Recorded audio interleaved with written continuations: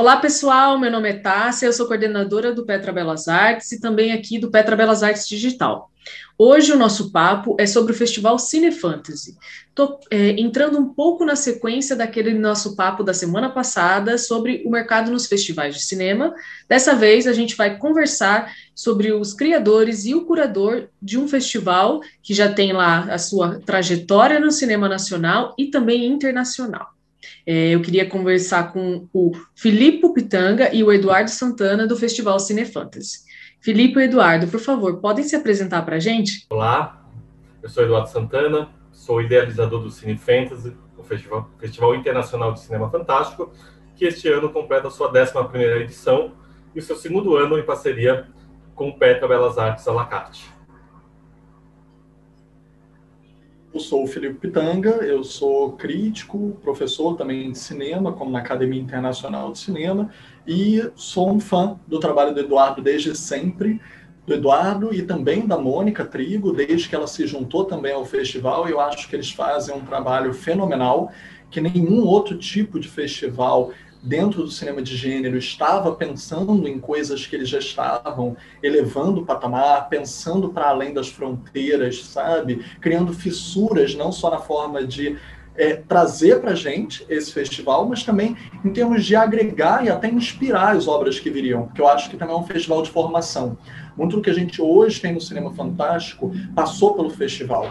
E hoje, poder fazer parte do festival, poder ter a amizade dessas duas pessoas que eu já admirava, é para mim um motivo de muita honra, e poder colaborar então e saber que uma fração de cada um de nós forma esse todo tão incrível, como um pouquinho o cartaz desse ano, dessa edição, que é o Chulo, que é uma figura muito querida da maioria dos fãs de terror.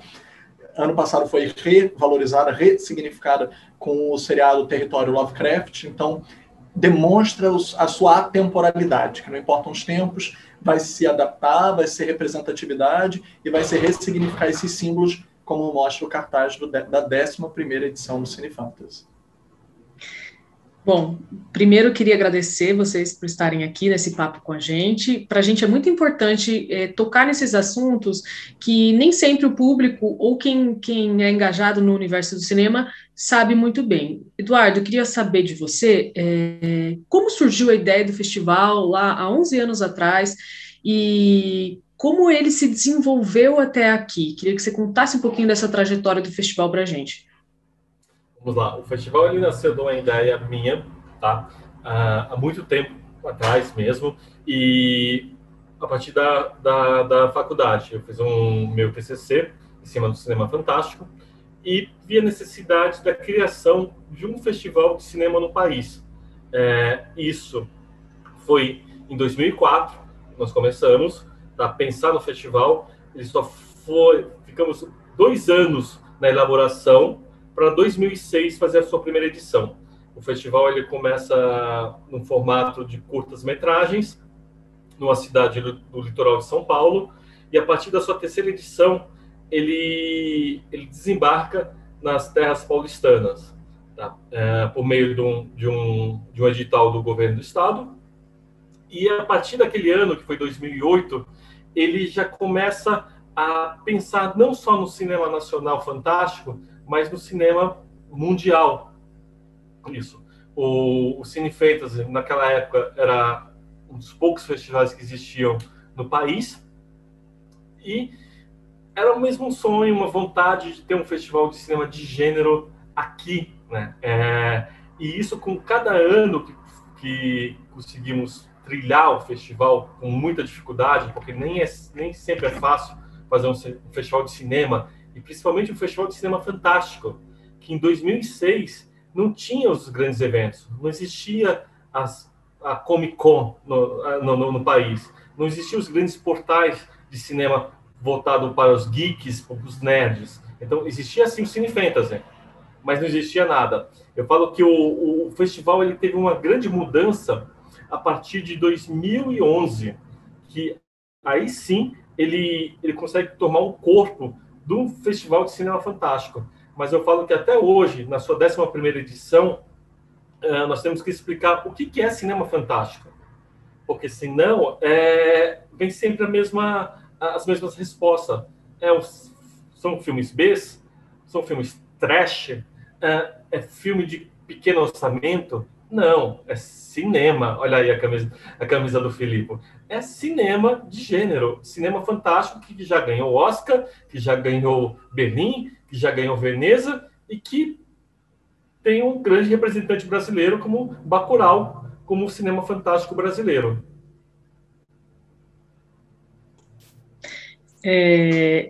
Bom, eu acho que é isso, essa curiosidade, eu acho que eu ia até te perguntar isso, era o que é para vocês o cinema fantástico e o que ele se tornou nesses anos para cá. Mas eu acho que isso pode ser, posso emendar junto com uma pergunta sobre o festival em si. Eu conheço o Cine Fantasy já de um tempo, e eu vi um pouco esse crescimento dele, de sair, mas eu queria que vocês explicassem um pouquinho como foi essa ideia de partir de um festival nacional, ou ele já, né, nasceu diretamente como uma ideia internacional? Como foi essa transição? E eu sei que hoje em dia vocês recebem filme de todos os lugares do mundo, né? Então, como foi esse crescimento dessa ideia e essa divulgação, principalmente, do festival lá fora, que atrai tanta gente de todos os cantos, né?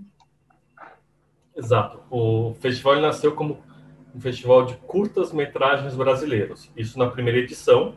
Eu lembro até hoje que nós recebemos 76 filmes, isso ainda no formato DVD, você enviava o correio e fazia a seleção ali.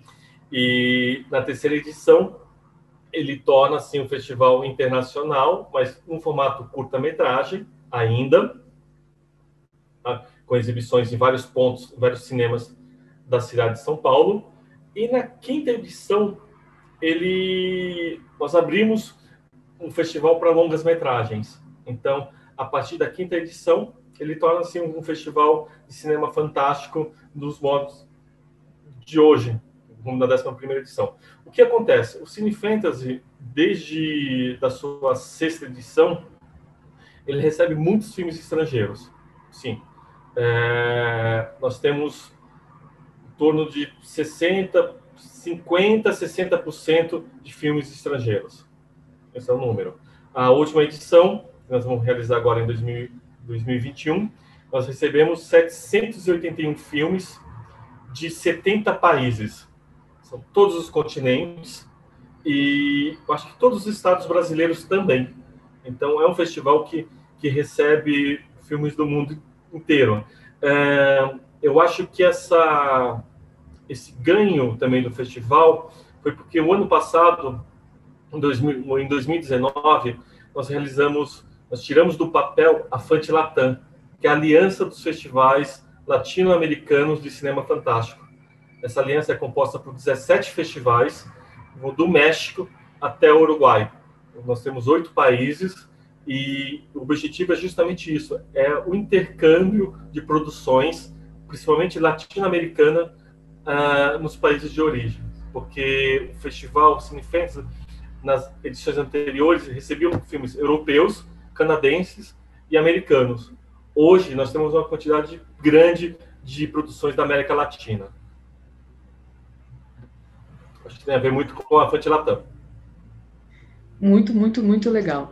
Filipe, conta um pouquinho para a gente sobre o trabalho do curador num festival e também, usando como exemplo, o Cine Fantasy, como é para você ter essa oferta assim absurda desses filmes, e eu acho que já deve passar por todo tipo de cinema ali, desde enfim, com a qualidade, com tudo, com desenvolvimento. Como você observa esse seu trabalho e essa evolução do cinema fantástico também? Eu aproveito para responder essa questão, até acrescentando uma coisa que o Eduardo falou muito bem em relação ao reconhecimento, né, internacional do cinema fantástico, que durante muito tempo eu estou usando, né, uma camisa com o Nosferatu, que é uma figura clássica, consolidada do que nós consideramos um cinema fantástico, cinema de terror, está dentro da gama do cinema fantástico. E explicar isso, às vezes ainda é necessário, como o Eduardo falou, mesmo que a gente tenha reconhecimentos como Guilherme Del Toro ganhando o Oscar, né? Aqui, tudo bem, temos o Labirinto do Fauno, para quem reconhece, mas ganhando Oscar por A Forma da Água, que ganhou o Leopardo de Ouro, que, lembremos, quem ganhou o Leopardo de Prata em Locarno no mesmo ano foi As Boas Maneiras, o filme brasileiro do Marco Dutra e da Juliana Rojas, de Lobisomem. Então, não é só uma tendência, é um reconhecimento, uma consolidação do que sempre foi, do que nunca deixou de ser. Mas agora, desde Jordan Peele, de muitas mulheres também, eu acho que a representatividade, que daqui a pouco a gente até vai falar melhor sobre isso nas mostras, e como o festival ele está à vanguarda, antes mesmo de quaisquer outros festivais, ajudaram a consolidar com que essa forma de contar uma história também tivesse um reconhecimento identitário, tivesse um reconhecimento social, tivesse um reconhecimento de também podemos mudar a realidade ao nosso redor através da fantasia.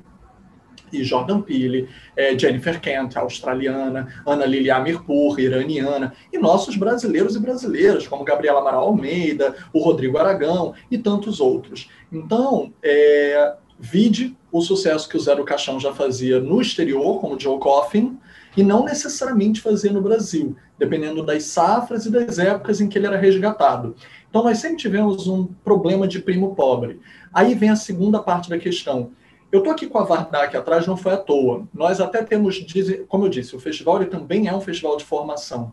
E nós temos desenvolvimentos de várias vertentes, vão ter vários debates que a gente daqui a pouco vai falar, com profissionais do mercado, como Rodrigo Teixeira, que é um nome internacional, ganhador de Oscar, é um brasileiro que, produzindo filmes, já teve filmes que ganharam Oscar de maneira internacional, apesar de também produzir vários filmes brasileiros e outros com parceria até com Scorsese. Então ele tem uma ampla gama que geralmente bebe da fonte do cinema fantástico. Porém, o que acontece? A gente às vezes esquece que o cinema fantástico também é uma ferramenta para inúmeras outras formas de cinema. A Vardar era muito lembrada como documentarista, apesar também de um extenso cinema de ficção, e ela utilizava no cinema fantástico a bel prazer, até mesmo em autobiografia, como As Praias de Agnes, que ela bota as lembranças nas areias da praia banhadas pelo mar. Do que ela invadir a praia nas ruas de Paris e botar o escritório no meio da rua com areia e as mesas e as pessoas usando roupas de banho, trabalhando no meio da rua com as pessoas passando e vendo. Isso é cinema fantástico. E a Vardar estava fazendo isso numa autobiografia. Ou seja, sonhar a própria vida. E esses limites, aí entrando de fato na questão, é que nós estamos sempre tentando ali expandir a fronteira. Porque nós recebemos muitos filmes que expandem essa fronteira. Então, acho que o trabalho de uma curadoria é sempre estar atento ao passado, porque nós também somos um registro do acervo histórico. Sem olhar para a memória, a gente não tem futuro. Mas também é tentar entender o que é tendência, mas ao mesmo tempo o que pode vir a ser e que tem que ser também defendido, tem que ser recortado, porque talvez senão as pessoas não prestem a devida atenção ou não deem o devido valor quando aquilo estava nascendo.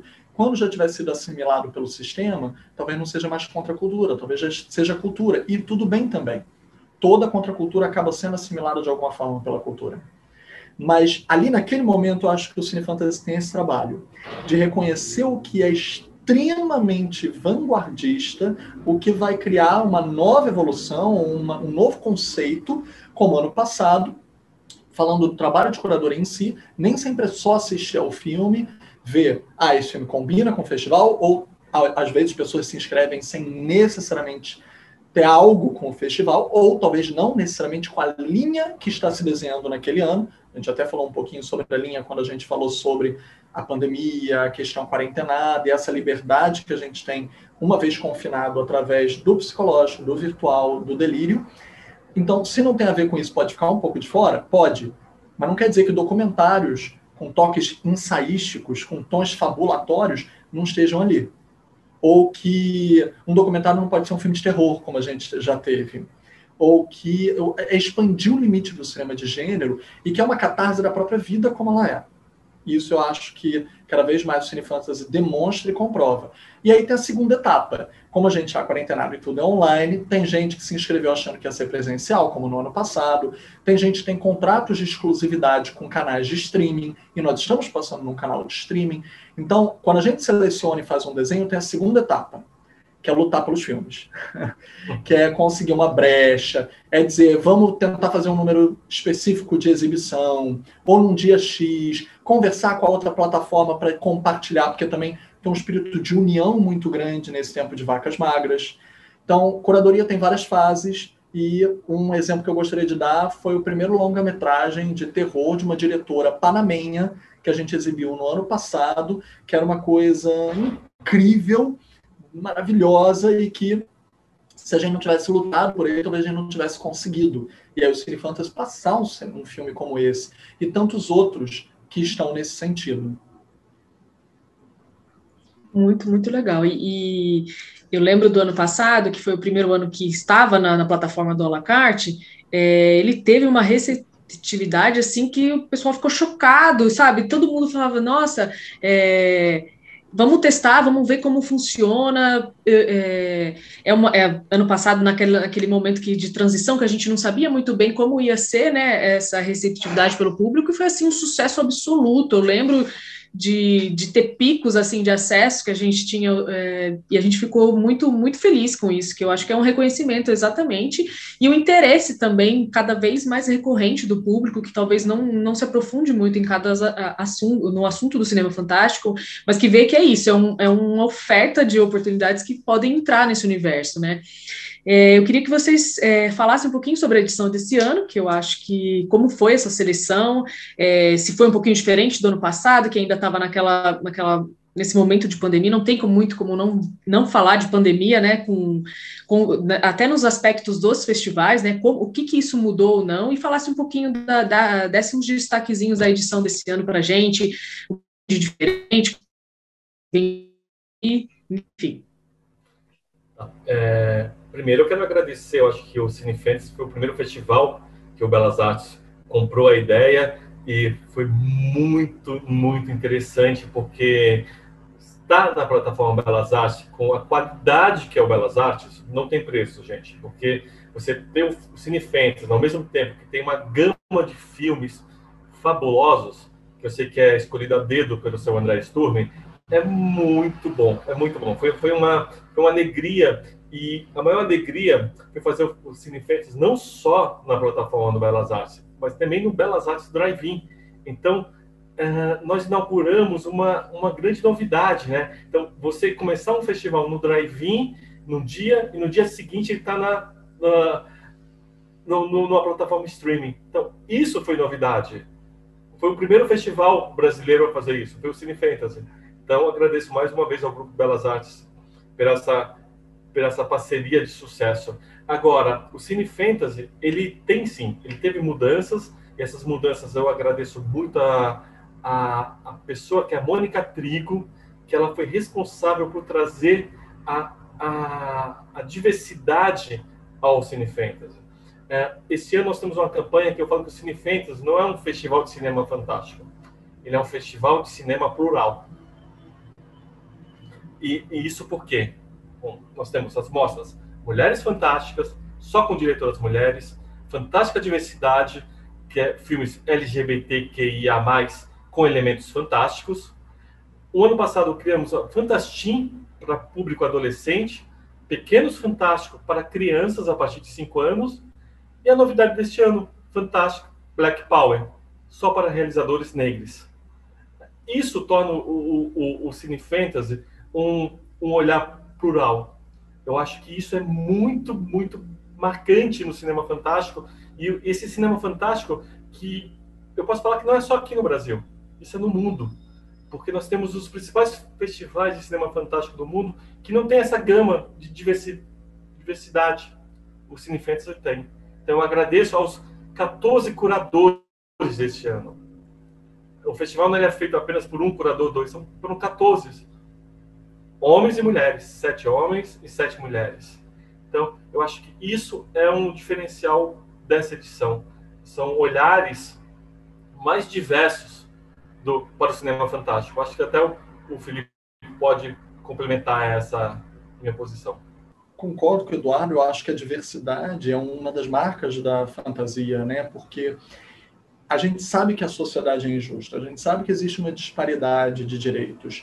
E se a gente como diria, pode parecer clichê, eu espero que não, mas Martin Luther King, quando ele começa a fala dele, né, dizendo, eu tive um sonho, I had a dream, é muito mais poderoso do que a gente pode imaginar, porque quase todas as conquistas da humanidade vieram primeiro de se sonhar, de se poder fabular uma coisa para torná-la concreta.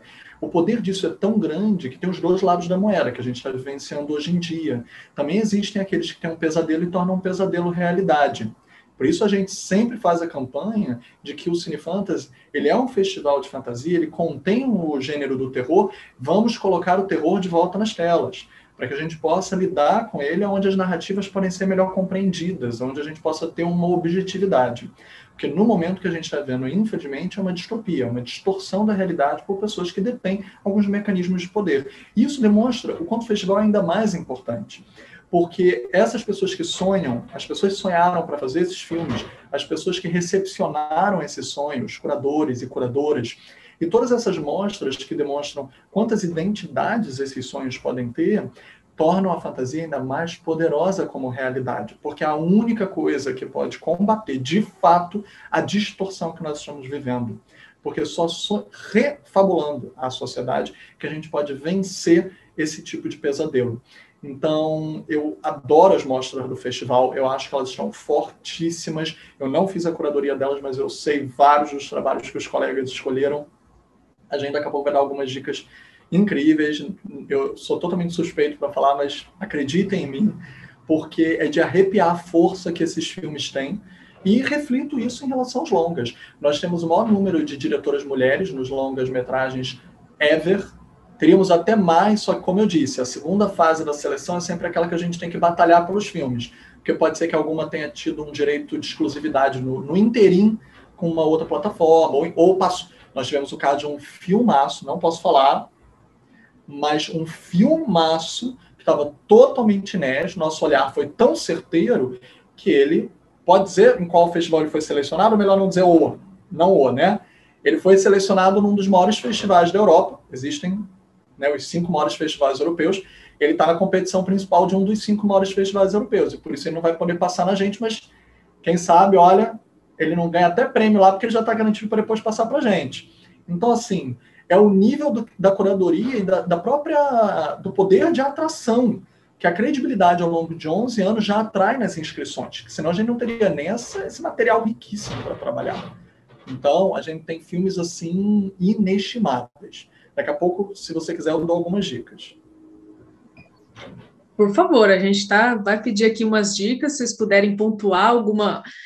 Eu sei que não dá para falar de tudo, não dá para ser injusto com todo mundo, mas a gente sempre sabe que tem alguma coisinha ali que você sabe que vai fazer muito sucesso, que vai ser destaque, ou que vai ter uma receptividade muito boa com o público do festival em si, e até com quem ainda não conhece muito bem, que vai conhecer, porque o legal de estar na plataforma, por exemplo, do à la carte é isso, que tem um público que não é só do cinema fantástico, que vai ficar curioso, vai querer clicar, enfim, eu acho que é isso, quanto mais atrair também novas pessoas para degustar desse universo é muito importante, tanto para vocês, quanto para a gente, quanto para o cinema em si, né?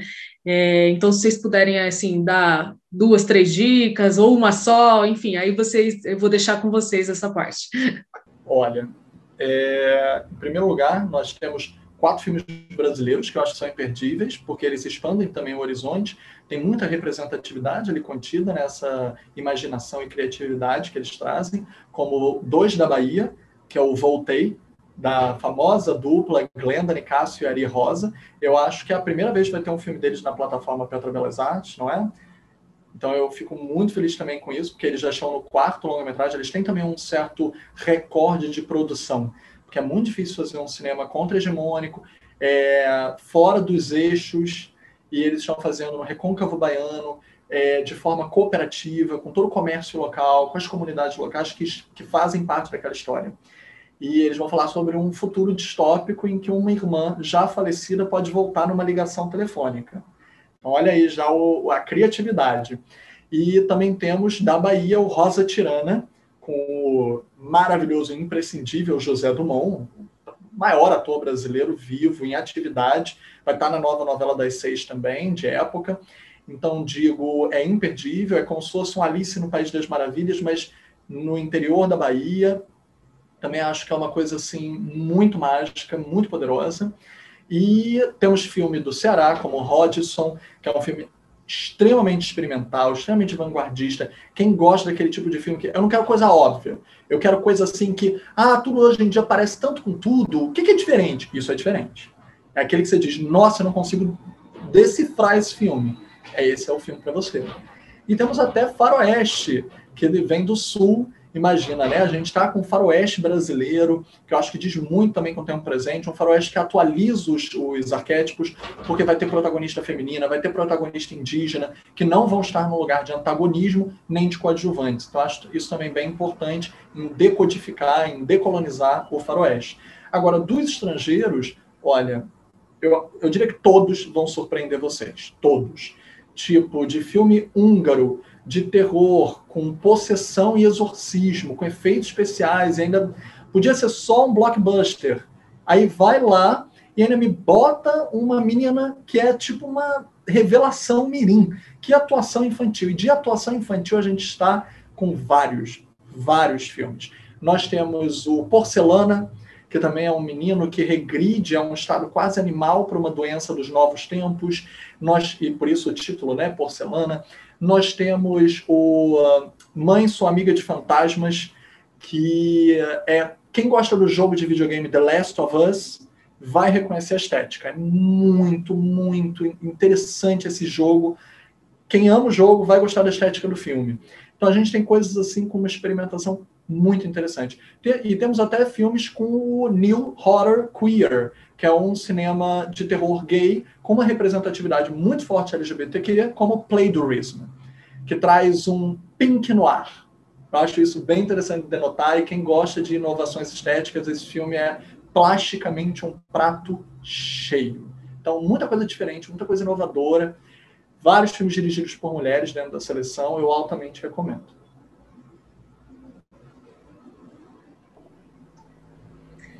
Uau! Filipe, que maravilha! Eu acho que podemos destacar o primeiro ano que o Cine Fantasy também faz uma mostra com documentários. Nós temos 6 documentários, 2 brasileiros. Tá? Um é A Senhora que Morreu no Trailer, sobre a vida da atriz, cantora, bailarina, que é a Susan King. É um doc dos Albertos, então vale muito a pena assistir.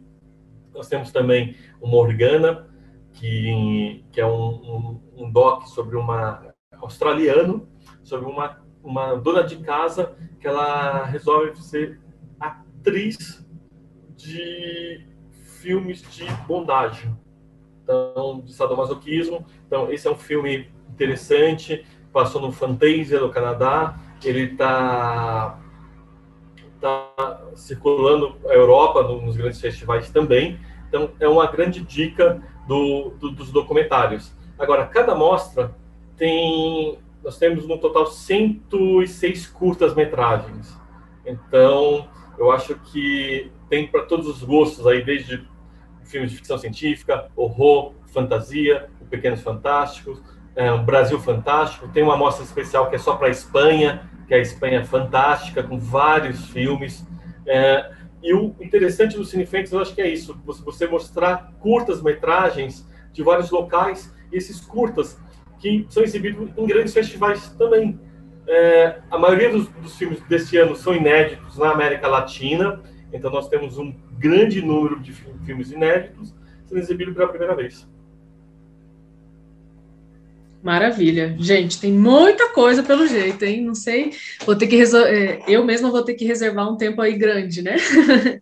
Para poder assistir tudo. Eu esqueci de dizer os títulos, me perdoe, do húngaro é o Post-Mortem e do Faroeste é Como Vivem os Bravos. Me perdoe, esqueci de dizer os títulos deles.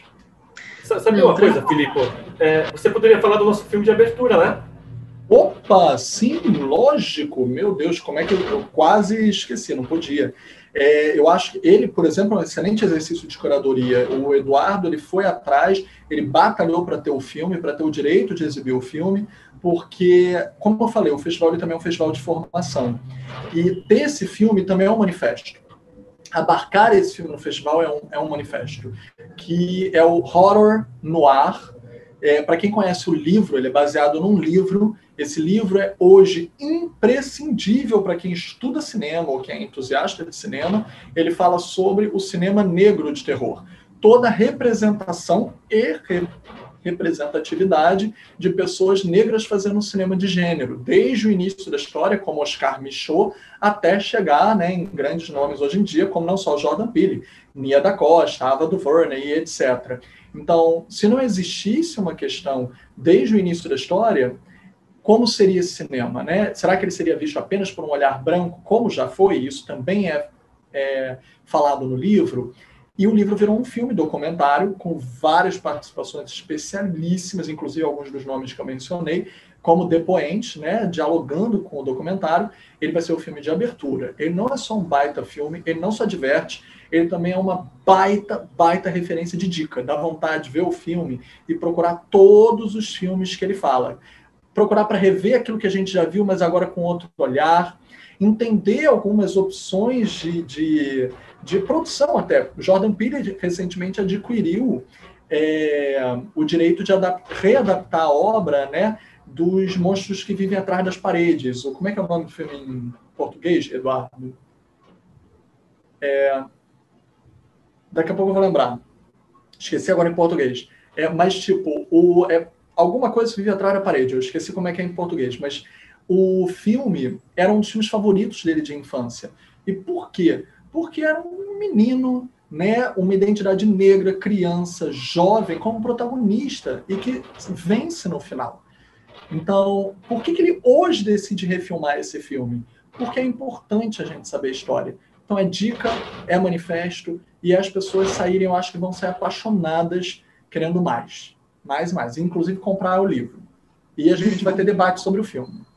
A grande novidade desse filme, eu acho que o Belas Artes vai disponibilizar 1000 views para não assinantes. Então, assim, se você não é assinante do Belas Artes, você também vai poder assistir. Então, nós só temos 1000 visualizações desse filme, que ele vai entrar às 6 horas da tarde no dia 16, e apenas 1000 pessoas vão ter o prazer de ver essa obra. Então, se preparem. Pessoal, põe aí alerta, põe um alerta para 6 horas, a hora que o festival entrar, dia 16, assim, todo mundo larga o trabalho mais cedo para conseguir ver o filme de estreia e também ver todo o festival durante o final de semana e o tempo que ele for ficar em cartaz lá no à la carte. Queria agradecer vocês de novo pelo papo, foi muito interessante, acho que deixou todo mundo mais curioso. E também queria que vocês deixassem um recado final para quem vai acompanhar o festival e para quem não conhece muito bem, ter essa primeira oportunidade de um contato direto com o cinema fantástico de uma forma diferente. Gente, espero vocês na plataforma do Belas Artes à la carte. Tá? O festival acontece de 16 a 29 de abril. Vão estar todos os filmes disponíveis. Nós temos no total 140 filmes e eu acho que faltou uma novidade também, mas que eu espero que o Felipe conte do nosso homenageado, que não podemos deixar passar. Então, até lá, no Belas Artes à la carte. Eu acho que vale muito a pena. Também a gente quer convidar todo mundo a assistir. Eu acho que vai ser insaciável mesmo. Eu altamente recomendo, altamente indico. Aliás, indico até quebrar seus paradigmas. Eu recomendo que os adultos vejam, por exemplo, a mostra infantil, que vocês vão abrir os olhos. Vai ser um outro lado. E também que todo mundo assista todo mundo, porque as mostras se comunicam muito.